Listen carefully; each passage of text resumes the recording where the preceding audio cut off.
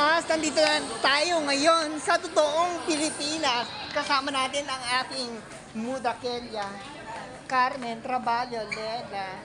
Ang daming ng palad, hindi sanay sa aircon. Nagpapauling daw siya sa baryo ngayon.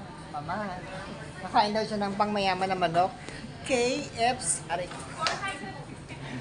KFC. Anong paboritong parte ng nanay ko sa manok? Siyempre ako, dahil wala akong ngipin. Pecho. Pakpak. Ang nanay ko nagpapanggap na may ngipin. Pustiso yan. Anong gustong part ng manok?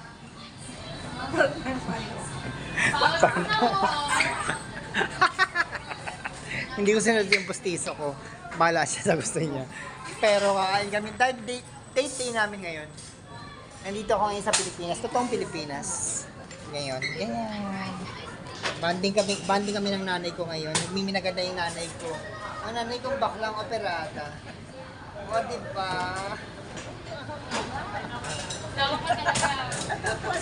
Hanashka. Hanashka, mother. Diba? Ang bago na kaligayahan naman.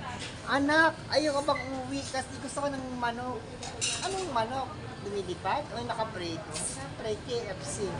Pagbigyan mo ako sa ng lola mo. Ganon! Okay. See you po! Bumabili ako ng bye-bye. Hi, Ma'am. Thank you.